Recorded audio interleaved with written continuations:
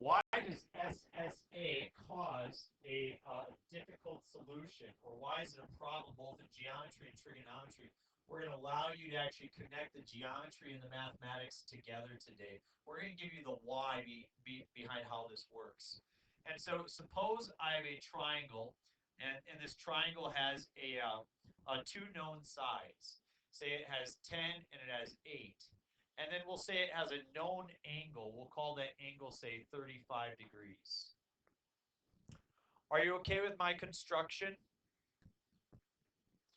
Do you agree that my construction is, in fact, side-side angle and not side angle side? Very good. So what we said is that you want to look at the side opposite the angle and see if it's longer or shorter than the other given side. Is this one longer or shorter? It's shorter. And when it's shorter, all of a sudden we kind of scratch our brain a little bit. You know, what does that mean? Here's the geometry. The geometry is simple. Watch. That's a 10, 8, 35. I take this and I swing it like it's a pendulum. Hey, come on. Oh man, my smartboard got stupid all of a sudden. It's blinking now. It will probably blow up, like Mission Impossible kind of stuff. You can do it. Armageddon? Sure, good movie. All right, so I grab this, and so we'll try it again. Hey.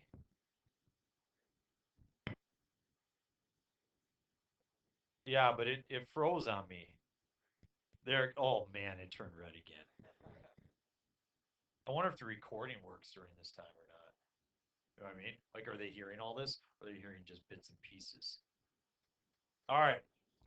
Come on. Okay. All right. So again, I drop it down like a pendulum, and it comes back up. That's also a 10, 8, 35, isn't it? And that's a 10, 8, 35, isn't it? So which triangle am I talking about? This one or this one? And that's why we come up with this challenging thing of having two solutions. Now, here's the interesting piece. Is that an acute angle or an obtuse angle? Acute. But if I swing it over on the pendulum, I get this spot over here. Is that acute or obtuse? It's obtuse. So why does one create an acute angle and the other one create an obtuse angle? Yeah. Yeah, so we pass that 90-degree mark and we get that spot. I want you to keep that 90-degree mark in your mind because it's really, really important. Watch what happens with the trigonometry as we set it up. The sine of 35 degrees divided by what? I'm setting up law of sines from yesterday. Over 8 is equal to sine of, we'll call it theta, divided by 10. If I want to solve that, what do I do? Multiply both sides by. I get 10 sine of 35 over 8 is equal to sine of theta. Well, let's figure out what that 10 sine of 35 over 8 is. So I take out my handy-dandy calculator, and I go 10 sine of 35. I divide by 8, and I get 0.71697. 0.71697 is equal to sine of theta. Everybody in the world, please pause. What the heck is going on? You just took a test. If I graph y equals sine of theta, what's the maximum value it can be? 1. What's the minimum value? So can sine be 0.7197? It sure can. However, is this positive or negative? It's positive. Which quadrants is sine positive in? First and second. Do you get acute or obtuse angles in the first quadrant?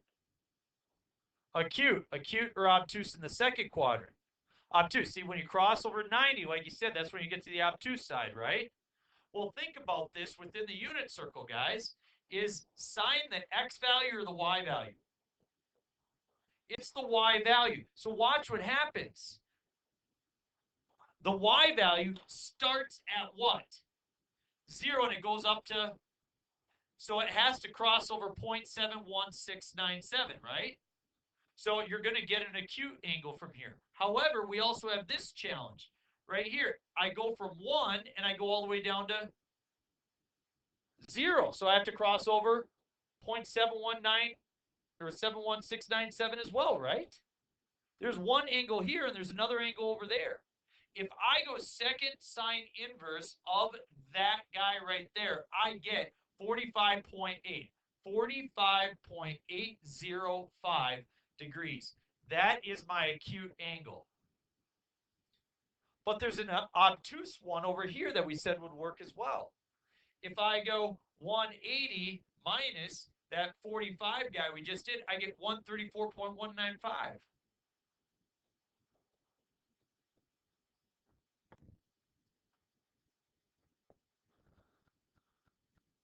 I'll bring it full circle here for you. Sine of 45.805, and I get that. Does that look familiar? Yeah. Now I do sine of, not cosine, I do sine of 134.195, and I get, does that look familiar? Yeah. See? It's the same stinking thing.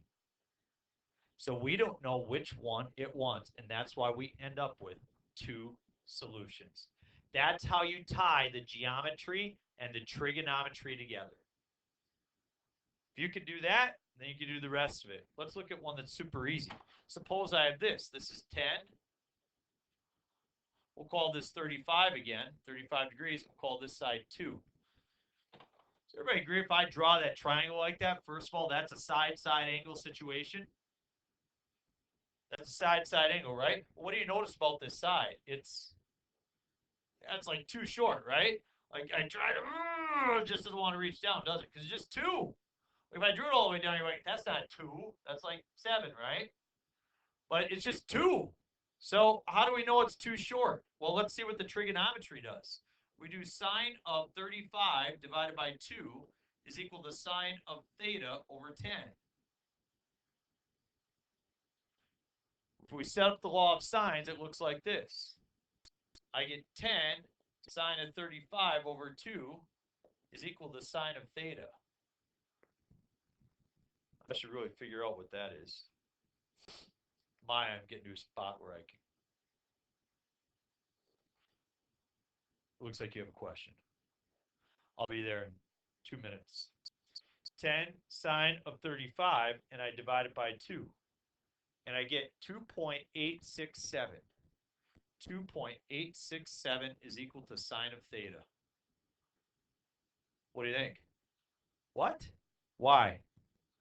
Sine can only go up to 1 and down -1, right? So if I do sine inverse of that guy, I get, calculator's got an error. It's like, well, maybe I typed something in wrong. What if I do sine inverse of like 1.00001? What if I get just really close to 1? I wonder if that'll trick it. No, it doesn't like it. In fact, if you go sine inverse of 0.999999, it's below 1, isn't it? It says, hey, I've got no problem with that. I'll find you an angle. You go above 1, no chance. Below 1, you got it. No solution. Why? Because the opposite side is too stinking short. That's why. It's an impossible triangle. The geometry shows you that. Flip it over.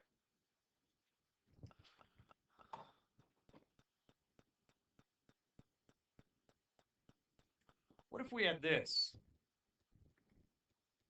I got this situation where, again, I got a 35-degree angle. That side's 10, but the opposite side is longer than the other given side. We're going to call it 14. What's that? Exactly. So why does that not cause a problem? Because it's still side-side angle. It's still donkey, isn't it? But watch what happens if we draw this side over. If I take this and I pendulum it, does it ever cross back over to the other side? No, it's sitting all the way over here, isn't it? You ruined your 35-degree angle. So if the opposite side is longer than the other given side, that's why it doesn't cause an issue. It does not cause an issue. You've got it. Let's roll. First triangle. I mark it A, B, and C. got an angle of 42 degrees. Side A of 22, B has side of 12.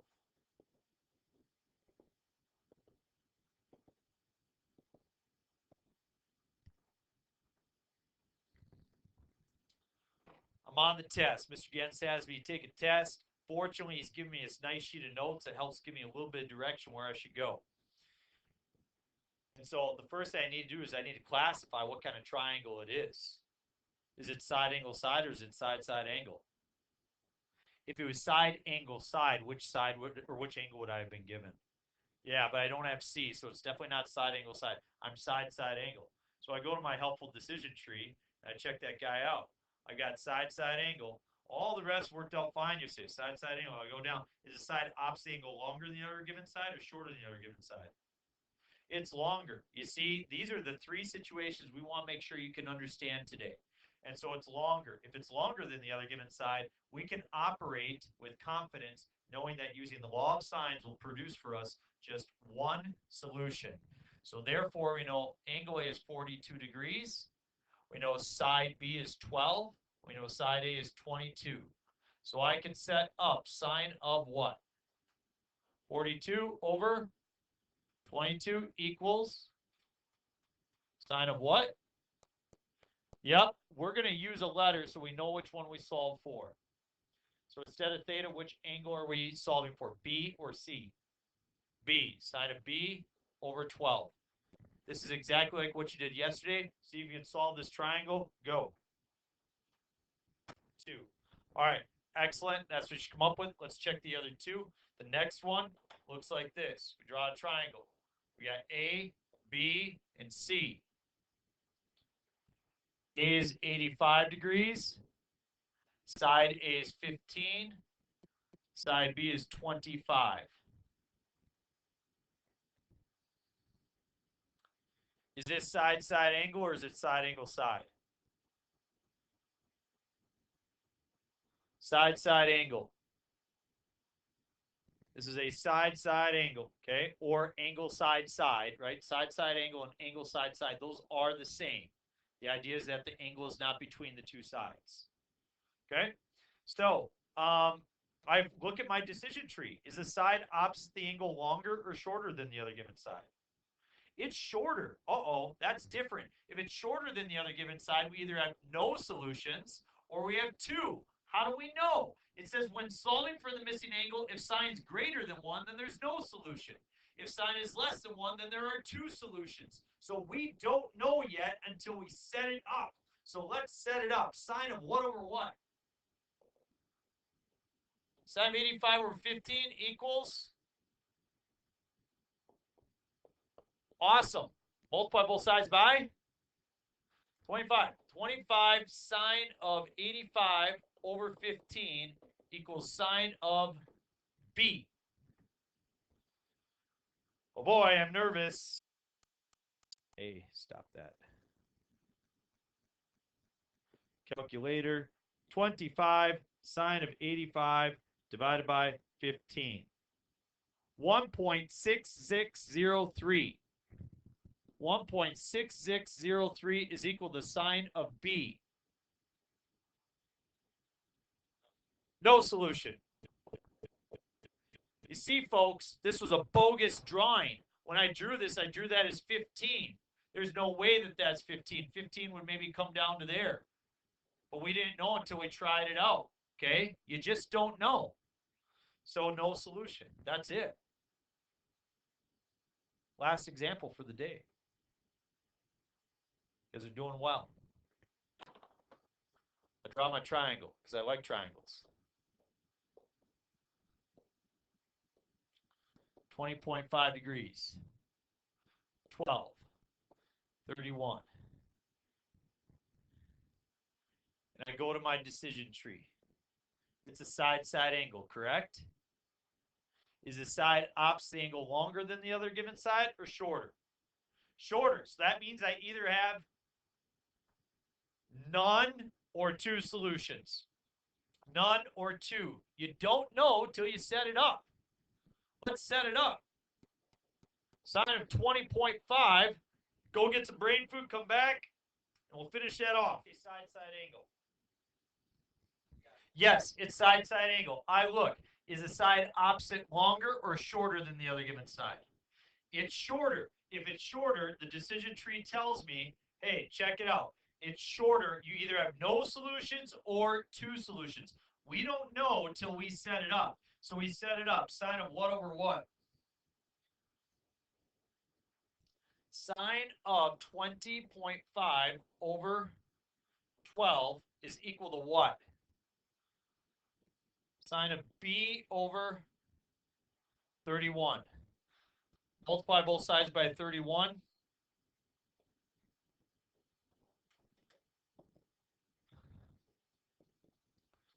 Somebody got a decimal for me, 0.9? 0.90471. So just to let you know, in order for your angle to be accurate, they want you to go out to at least 4 decimal places for this value. So that equals sine of b. Is it possible for sine to have a value of 0.90471? Why? Because sine has to be between 1 and -1. So there we go. We've got a value. At this point, it says right now, because this is what you get to use on the test. At this point, set up 2 possible triangle solutions. So if sine is less than 1, there are 2 solutions. So we're going to set up 2 triangles. So we got to have 2 lists of answers and not 1 list of answers. So we go triangle 1 and triangle 2. ABC, ABC.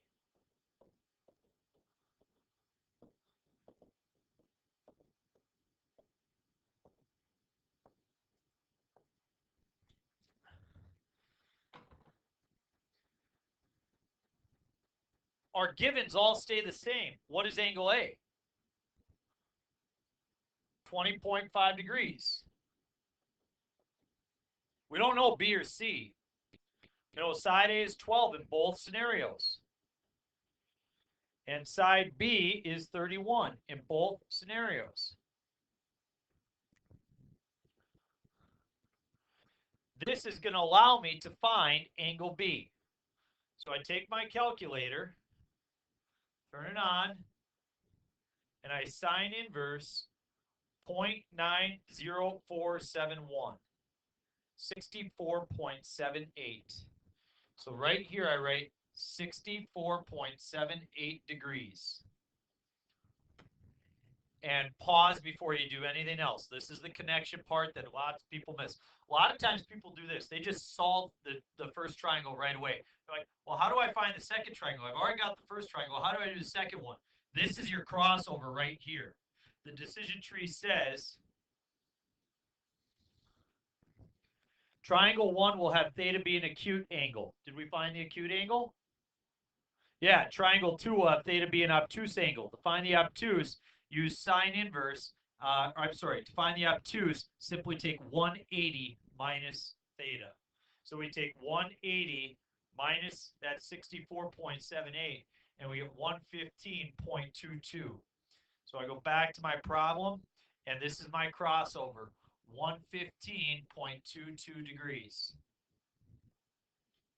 That's what ties the two together, right there. That's your transition. Now we're going to divide you in half, okay? Zoe, you're on this side.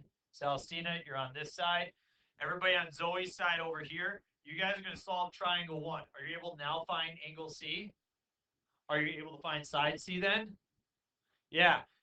Group 2 over here, you guys are going to do triangle 2. You're going to find angle C for this one and side C for this one. Those should be different for the 2 groups. Ready? Go. Excellent. So you can see from your results here that B ties them together. All the reds are the same, but then those green ones are definitely different, aren't they? So you end up with 2 possible different triangle solutions, which matches exactly with what we did geometrically right here. Recall when we had this guy, we had an acute angle there, and then we swung it over, and you had the obtuse angle there. Those are the 2 different triangles we just solved for. Excellent job. You're ready to do your homework. And